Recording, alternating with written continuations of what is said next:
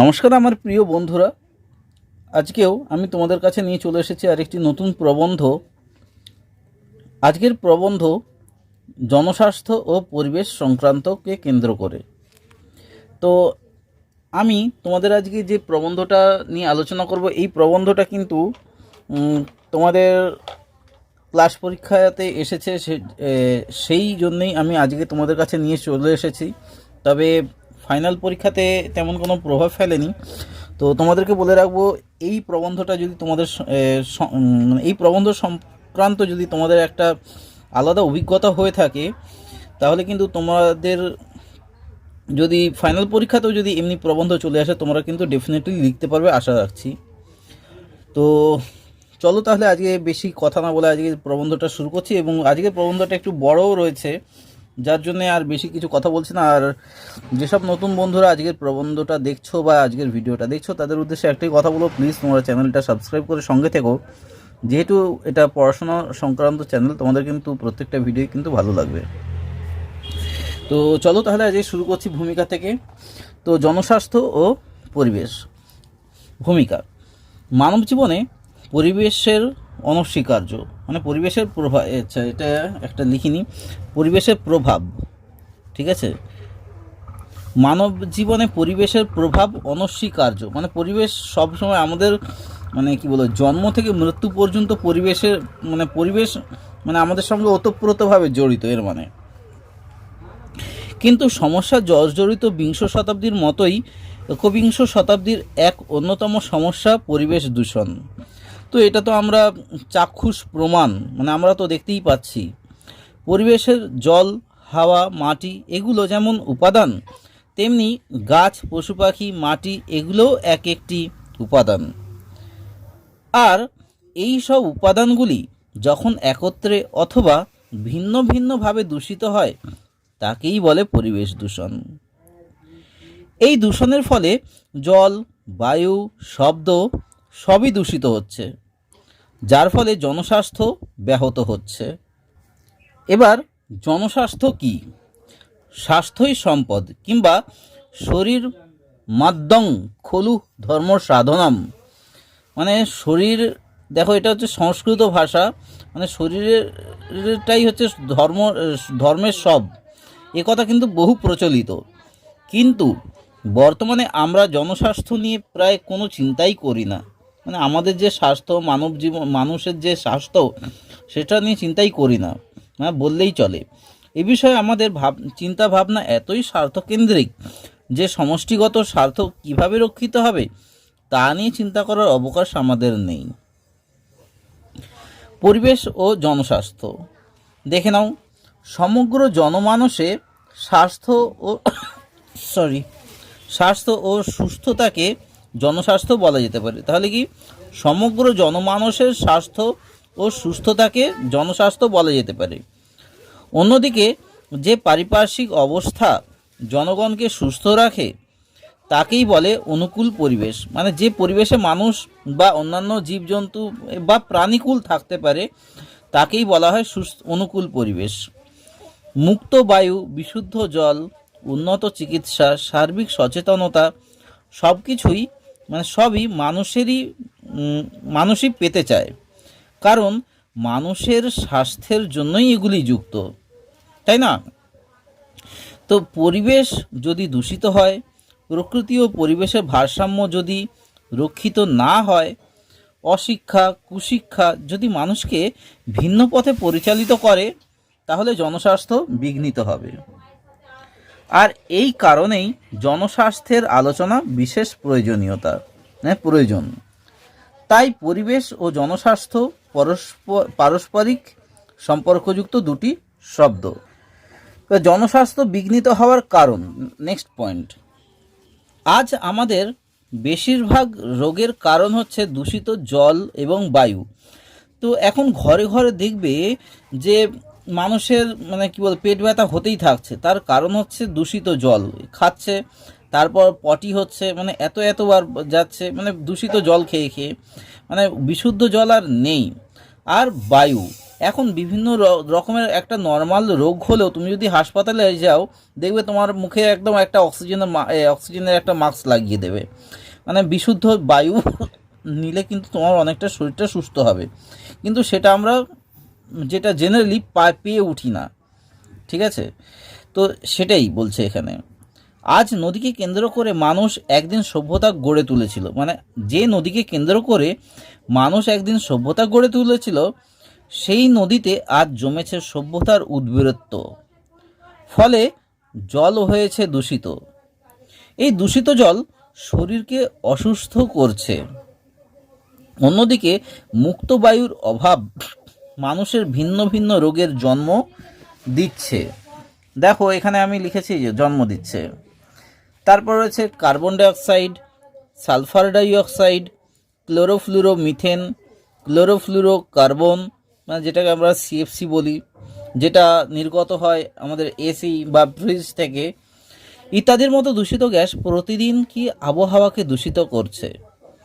সেই সঙ্গে কলকারখানার ধোঁয়া, উত্তাপ আবহাওয়াকে করছে কলুষিত। এরপর আছে ছত্রাক ও কীটনাশক। সবুজ বিপ্লবের সূত্রপাতের সঙ্গে সঙ্গে মানুষের শরীরে প্রবিষ্ট হচ্ছে নানা বিষাক্ত পদার্থ, যা জনস্বাস্থ্যের পক্ষে ভয়ানক। সত্যিকারের, তাই না? মানে একটা সুস্থ পরিবেশ এখন আর পাওয়া যাচ্ছে না, যেটা অনেক দিন আগে আমরা মানে আমাদের যে পূর্বপুরুষরা পেয়েছিলেন। মৃত্তিকা, এটা মৃত্তিকা হবে কয়াকার। মৃত্তিকা দূষণ আজ পৃথিবীর তথা ভারতের এক ভয়াবহ সমস্যা। রাসায়নিক সার প্রয়োগের ফলে মাটির গুণাগুণ নষ্ট হচ্ছে। বিস্ফোরণের ফলে ভূগর্ভস্থ স্তরে মাটি দূষিত হচ্ছে। একটু তুলে নিচ্ছি। এইভাবে চলতে থাকলে মাটি তার নিজের গুণাগুণ সম্পূর্ণ হারাবে। তাছাড়া পরমাণু বিস্ফোরণের ফলে ভূগর্ভস্থ জলে পরমাণু দূষিত হচ্ছে, মানে পরমাণু দূষণ ঘটায়। এর ফলে জৈবিক খাদ্য শৃঙ্খলে তেজস্ক্রিয়তার প্রভাব ছড়িয়ে পড়তে পারে। কারণ তেজস্ক্রিয়তা মানে যেটা তেজস্ক্রিয়তা কোথায় ছিল না, পরমাণু বোমাতে ছিল, সেটাই বলছে। কারণ তেজস্ক্রিয়তা ডিএনএকে ভেঙে দেয়। এমনকি বিস্ফোরণের ফলে রুদ্ধতাপের সৃষ্টিতে তাপমাত্রা হঠাৎ বেড়েও যায়। এটা ছিল 1 নম্বর কারণ, মানে এর মধ্যে থেকে যেটা জনস্বাস্থ্য বিঘ্নিত হওয়ার কারণের মধ্যে। দ্বিতীয় কারণটা কি দেখো, ফলে রুদ্ধতাপের সৃষ্টিতে তাপমাত্রা এটা নয়, আগামী শতাব্দীতে ভারতবর্ষ জনসংখ্যার দিক থেকে প্রথম স্থান অধিকার করবে। এখন প্রথম স্থান অধিকার কে করে আছে না, চীন করে আছে। মানে আগামী শতাব্দীতে দেখবে ভারত করে যাবে। মানে যে হারে জনসংখ্যা বাড়ছে আমাদের ভারতবর্ষে, মানে জনবিস্ফোরণ হচ্ছে যে হারে, মানে একদম 1 নম্বর স্থান অধিকার করবেই। জনসংখ্যার এই বৃদ্ধি জনস্বাস্থ্যকে বিঘ্নিত করছে। জনবিস্ফোরণের ফলে প্রাকৃতিক সম্পদ, জল, মাটি, বায়ুর উপর প্রভাব পড়ছে প্রচণ্ড চাহিদার চাপ। এই চাপ থেকে সৃষ্টি হচ্ছে স্বাস্থ্যের সংকট। এবার দেখো তৃতীয় কারণটা আমি একটু খাতাটাও উপরে তুলে নিতে হবে। তৃতীয় কারণটা দেখো, একটু তুলে নিচ্ছি। বলছে ভারতবর্ষের বেশিরভাগ মানুষ এখনও নিরক্ষর, মানে তারা এখনও পড়াশোনা জানে না। ভারতবর্ষে অনেক মানুষ এখনও রয়েছেন যারা পড়াশোনা জানেন না। নিরক্ষরতা ও জনস্বাস্থ্য বিঘ্নিত হওয়ার অন্যতম কারণ, মানে নিরক্ষরতাও জনস্বাস্থ্য বিঘ্নিত হওয়ার মানে অন্যতম কারণ। তার মানে তারা জানে না যে কি করলে কোনটা ঠিক বা কোনটা ভুল, তারা এখনও জানে না। শিক্ষা আনে সচেতনতা। তাই যথার্থ শিক্ষার অভাবে মানুষও তাদের নিজ নিজ স্বাস্থ্য সম্বন্ধে সচেতন হতে পারেননি, যেহেতু তারা নিরক্ষর, সেই জন্যে। এবার চতুর্থ কারণটা দেখে নাও। চতুর্থ কারণ কি বলেছে না, আধুনিক মানুষ বিজ্ঞানের উন্নতির ফলে ক্রমশ পরিণত হচ্ছে যন্ত্রের মতোই তারা কৃত্রিম হয়ে পড়ছে। এই যান্ত্রিকতা, শ্রমবিমুখতা, নিয়মিত শরীরচর্চার অভাব তাদের স্বাস্থ্যকে বিঘ্নিত করছে। এবার দেখো পঞ্চম কারণটা। পঞ্চম কারণে কি বলছে, তাহলে এই যে কারণ আমি কিছু লিখে রেখেছি, এগুলো কিন্তু মোস্ট ইম্পর্ট্যান্ট পার্ট এই প্রবন্ধটার জন্যে, ঠিক আছে। এখানে যেসব প্রবন্ধগুলো মানে কারণগুলো বললাম সেগুলো কিন্তু খুবই ইম্পর্ট্যান্ট। এগুলো কিন্তু না লিখলে তোমাদের যে যে একটা ফুল মার্কস পাওয়ার, যেটা কিন্তু অনেকটাই হাতছাড়া হয়ে যাবে। আর এগুলো একটু ভালো করে মন দিয়ে তোমরা মনে রেখো, আর লিখলে তো ভালোই হবে। মানুষের কুঅভ্যাস মানে বাজে অভ্যাস, অর্থাৎ যত্র মলমূত্র ত্যাগ করা, মানে জানোই তো মলমূত্র ত্যাগ করছে।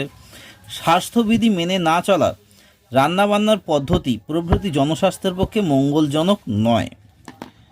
6 নম্বর পয়েন্টটা কি, মানে ষষ্ঠত হচ্ছে আজকের শিশু আগামী দিনের নাগরিক, আগামী দিনের নাগরিক, কিন্তু শিশুর স্বাস্থ্য তাদের নিরোগ, দেখো এর পরেরটা, তাদের শরীর তাদের উজ্জ্বল সম্ভাবনা নিয়ে আমরা সব ক্ষেত্রে ভাবছি না। তা না হলে ভারতবর্ষে এত শিশু শ্রমিক কেন, কেনই বা তারা পরিণত হওয়ার আগে রোগগ্রস্ত হচ্ছে। সুতরাং শিশুর স্বাস্থ্য সম্পর্কে অবহেলা আমাদের অগ্রগতির পরিপন্থী, ঠিক আছে। 6 নম্বর পয়েন্টটাই শেষ হয়ে গেল। এবার প্রতিকার, মানে কি করলে আমাদের জনস্বাস্থ্যটা ভালো হবে। এখানেও কিছু কিছু পয়েন্ট রয়েছে যেগুলো কিন্তু তোমাদেরকে মনে রাখতে হবে। 1 নম্বর পয়েন্টটা কি, জনস্বাস্থ্য নিয়ে ভাবতে গেলেই প্রথম যেটি প্রয়োজন সেটি হলো আমাদের জনবিস্ফোরণ কমানো। মানে এই যে মানে একটা ঘরেতে 5টা 6টা করে বাচ্চা, বা কোনো কোনো ঘরেতে 10টা করে বাচ্চা রয়েছে, ঠিক আছে, বা তারা আবার বিয়ে করে তারাও আবার মানে 8টা 10টা করে বাচ্চা জন্ম দিচ্ছে। এই যে জনবিস্ফোরণটা, এটা কমাতে হবে। মানে একটা ঘরে একটা বাচ্চা, মানে এমনি জীব দিয়েছেন যিনি, আহার দেবেন তিনি। মানে ওপরওয়ালা আমাদের জন্ম দিয়েছে, তিনিই আহার দেবেন। এই কথা ভেবে আত্মতুষ্টিতে ভুগলে চলবে না। মানে এই কথা মেনে চললে যে চলবে না যে ওপরওয়ালা দিচ্ছে আমরাও নিয়ে নিচ্ছি, এটা ভাবলে কিন্তু চলবে না। আমাদের সচেতন হতে হবে এই জন্য প্রয়োজন আমাদের জনসংখ্যার অনুপাতকে কাম্য জনসংখ্যায় নামিয়ে আনা। পরিবেশ দূষণের হাত থেকে সমাজকে বাঁচাতে না পারলে জনস্বাস্থ্য, এটা তো এবার 2 নম্বর পয়েন্ট, এটা ঠিক আছে, এটা একটু মনে রাখবে। ওই যে পরিবেশ দূষণের হাত থেকে সমাজকে বাঁচাতে না পারলে জনস্বাস্থ্যের চিন্তা অর্থহীন হয়ে পড়বে। এজন্য প্রয়োজন গাছ কাটা বন্ধ করা, এটা তো তোমাদের প্রায় মানে অনেক পয়েন্টে রয়েছে। বনসৃজন করা মানে বন তৈরি করা, পতিত জমির উন্নয়ন, জলবিভাজিকা নিয়ন্ত্রণ, বন্যপ্রাণী সংরক্ষণ প্রভৃতির দ্বারা প্রকৃতির ভারসাম্য বজায় রাখা। একটি গাছ একটি প্রাণ, গাছ লাগাও দেশ বাঁচাও প্রভৃতি মন্ত্রে দীক্ষিত হতে হবে সবাইকে। একটু তুলে নিচ্ছি। প্রকৃতিকে সবুজে রেখে বৃষ্টির প্রাচুর্য বাড়িয়ে তোলা, বজ্র পদার্থকে বৈজ্ঞানিক প্রথায় অন্য পদার্থে পরিণত করা, তা আবার মানুষের প্রয়োজনে লাগানো, যাতে জনস্বাস্থ্য রক্ষিত হবে। দূষিত জলকে পানযোগ্য করে তুলতে হলে উপযুক্ত পরিশ্রাবণ দরকার। মানে যে দূষিত জলকে, নোংরা জলকে পানযোগ্য করার জন্য, মানে খাবার মতো করে তুলতে গেলে তাকে কি ভালো করে পরিশ্রাবণ মানে ভালো করে ফিল্টার করতে হবে। মাইকের ব্যবহার নিয়ন্ত্রণ করতে হবে। এই যে গাঁ গাঁ করে কানের সামনে মাইক বাজায় যে কোনো পুজো পার্বণে বা অনুষ্ঠানে, এটা কিন্তু বন্ধ করতে হবে বা কম করতে হবে আওয়াজটা। গাড়ির হর্নের শব্দাঙ্ক হ্রাস করে শব্দদূষণ রোধ করা একান্ত প্রয়োজন। সর্বোপরি দরকার পরিবেশ সচেতনতা। তার জন্য মানুষের কিন্তু অবশ্যই সাক্ষর হতে হবে, নিরক্ষর মানুষ থাকলে কিন্তু হবে না। 3 নম্বর পয়েন্টটা কি, আমাদের দেশের বেশিরভাগ মানুষ নিরক্ষর মানুষ, যেখানে অশিক্ষা, অজ্ঞতা, কুসংস্কারে ভুগছে। তাদের স্বাস্থ্য চেতনায় উজ্জীবিত করতে গেলে প্রয়োজন সার্বিক সাক্ষরতার কর্মসূচি। সাক্ষরতার কর্মসূচি। এই কর্মসূচির মাধ্যমে তারা যেমন অক্ষর জ্ঞান সম্পন্ন হবে, তেমনি হবে স্বাস্থ্য সচেতন। যেখানে সেখানে মলমূত্র ত্যাগ করলে কি ক্ষতি হয় বা ধোঁয়াহীন চুলিতে রান্না করলে কী লাভ হয়, এসব সম্বন্ধে কি সচেতন হতে হবে। এবার 4 নম্বর পয়েন্টটা দেখো। 4 নম্বর পয়েন্টটা কি বলেছে না, দেশের আপামর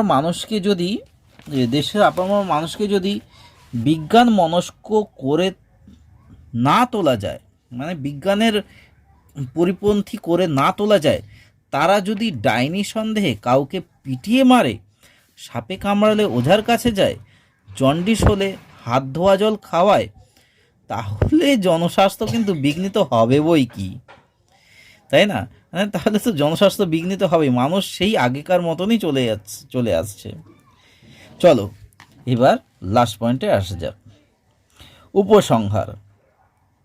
বলছে যে একবিংশ শতাব্দীতে পৌঁছেও আজ আমরা যদি জনস্বাস্থ্য সম্পর্কে নির্বিকার থাকি, তাহলে আগামী প্রজন্ম এক বিরাট সংকটের মধ্যে পতিত হবে।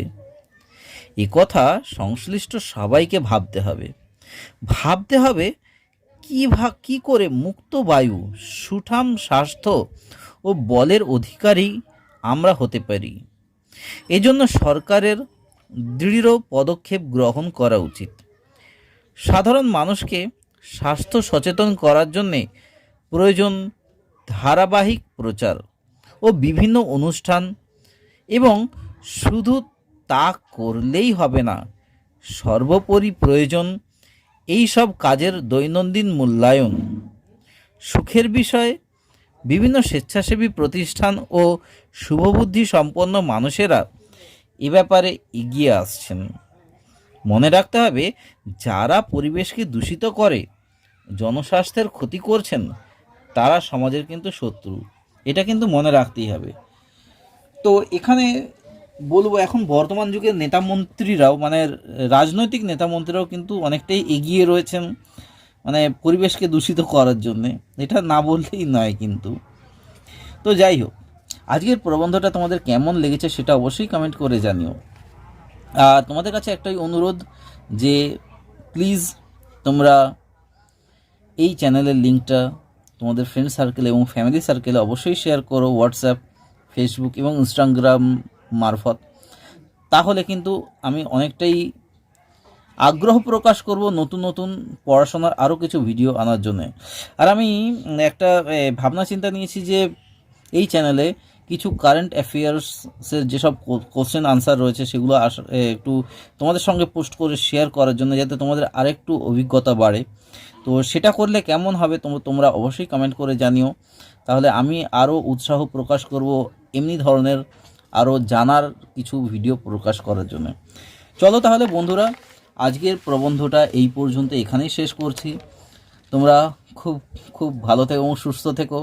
তোমরা যে তোমাদের এত মূল্যবান সময় নষ্ট করে এই ভিডিওটা দেখলে, তার জন্য তোমাদেরকে অসংখ্য অসংখ্য ধন্যবাদ জানাই। চলো, বাই।